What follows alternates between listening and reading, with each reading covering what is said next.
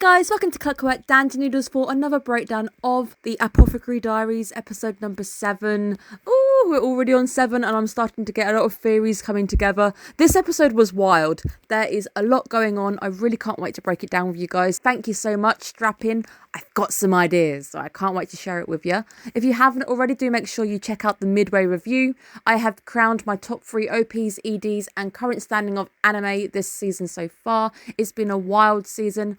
I've had a lot of shows on the go, but I have narrowed them down to a few now, so go check out what is really tickling my fancy. Make sure you guys are subscribed. I've got some new format coming your way, but I don't know when I'm going to release it just yet, so do stay tuned. Thank you guys so much for tuning in. As you may have noticed, I don't sound as ill this week. I have recovered a little bit. I am getting better. I'm not fully there yet. I'm a bit better and I don't sound too squeaky anymore. I'm so sorry that I sounded awful last week. I've got a lot of things I want to discuss. I've gone into a few bits and pieces, details and art this week. Hopefully you guys will appreciate my coverage. Now, I really love the lighting. I've said it a few times that sometimes they will get the lighting just right where you've got these beautiful beams of light streaming in from the windows and you can actually see the dust particles hovering around.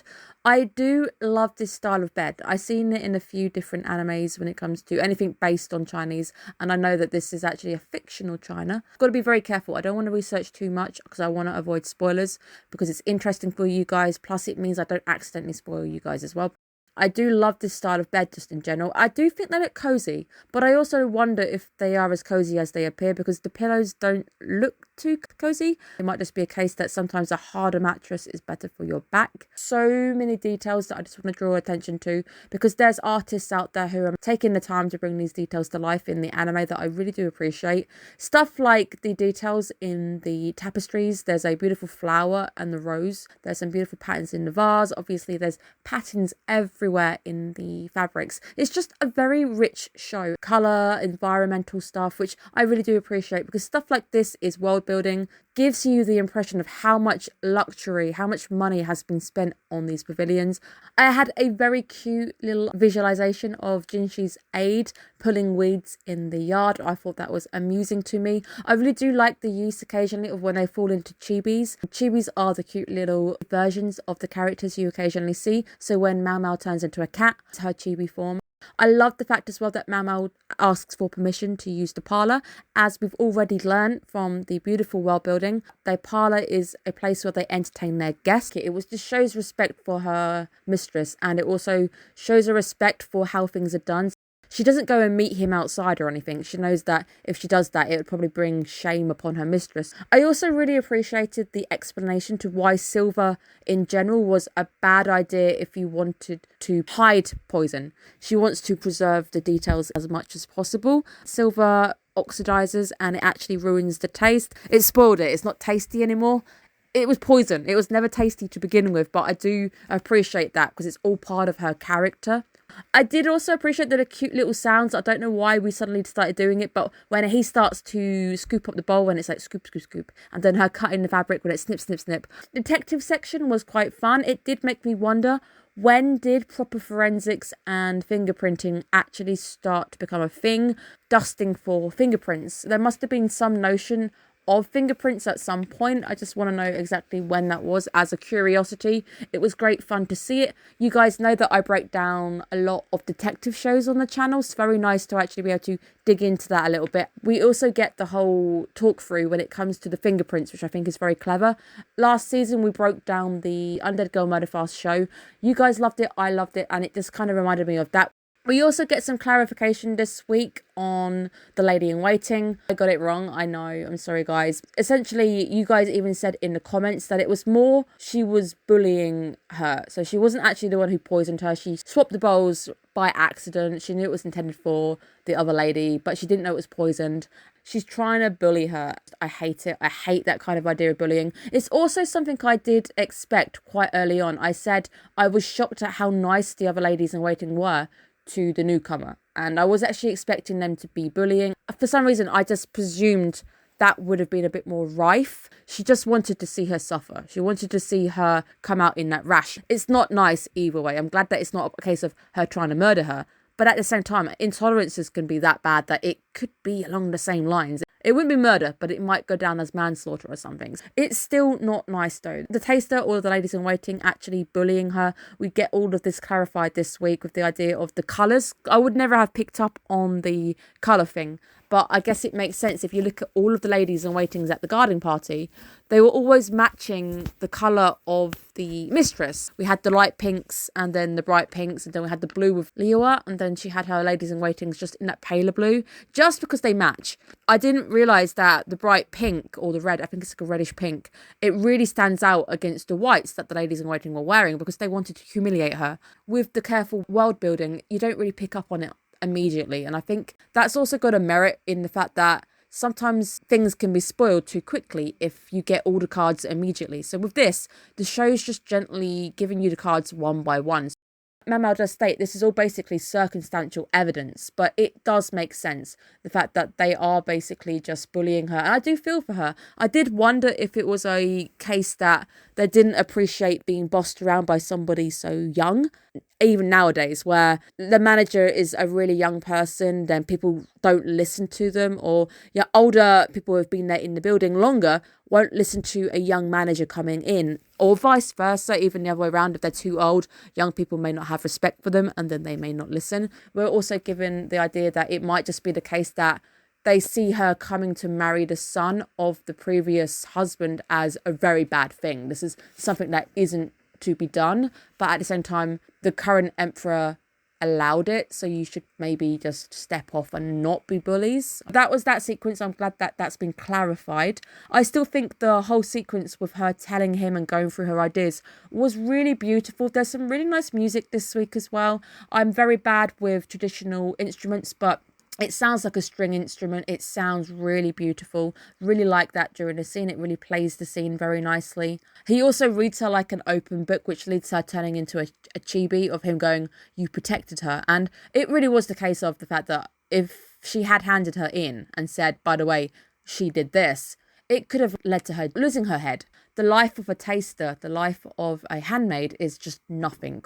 We do something wrong, the punishment is so severe. She doesn't want to be responsible for that. She wants to give her a chance to correct her behaviour, which is just admirable and very mature of Mau Mau. That's why we love her. That's why she's such a really good MC. I don't know why I was caught off guard when we had Jinshi, who was very exhausted.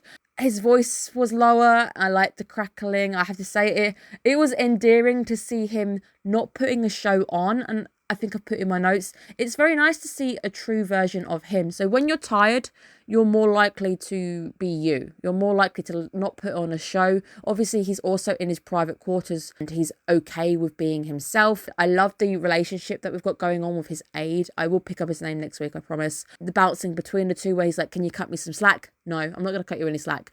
And you can see that he's been with him since he was born. I love the fact that there's this relationship. They've got a really nice relationship between each other. There's a level of respect between the two as well. I think the aide is older than Jinshi, which I think is, he kind of appreciates him in that sense. And the fact that he can also feel comfortable enough to be himself around him, it's a very good thing. And you want that with everybody. It does make you sad when you realise that the young virtuous consort can't be like that with the people around her who really should be her close circle.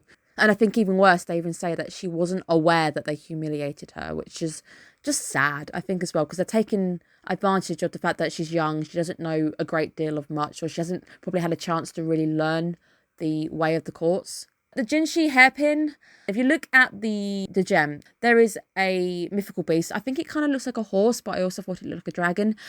Jinshi is more than he seems. At this point, gathering all the evidence together and even ignoring the spoiler we had in the comments, it's very obvious that he's not who he says he is. The handler even says, not everybody is allowed to wear this pin. It's a very rare thing. It might be a seal of a high fish or the ranking, just to put it like that. And last week, we also had Jinshi entering back via where the missing prince would have been sat. There's just a few things that I think in the show would have led me to that conclusion anyway. I don't know if I'm allowed to say it or not.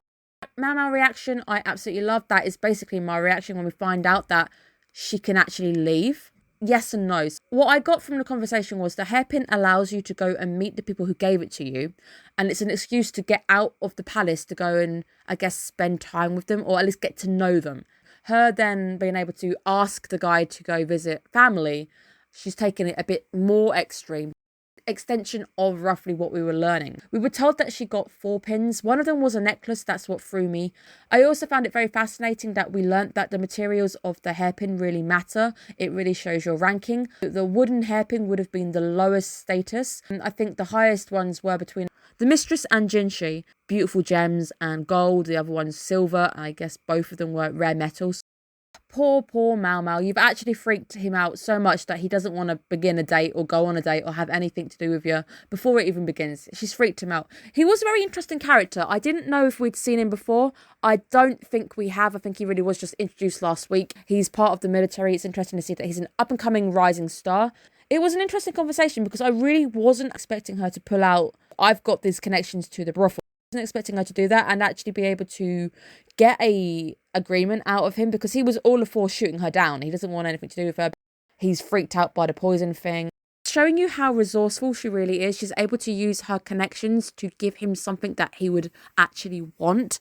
Ends up with him going, actually fine, yeah, you know what? I lose. I'll admit I lose. I really want this. She doesn't screw him over. In a sense, she ends up paying for it and she uses half of her wage. He does theoretically get to go and meet this person that he really wanted to go meet. She does hold up to her end of the bargain, which is good to see that she's a woman of her word. But she definitely drives a hard bargain. It was a really funny sequence. I love the moment we see Jinshi, him sneezing, because everyone works out that, oh, he's going to be sad if he learns that you've gone off with another guy.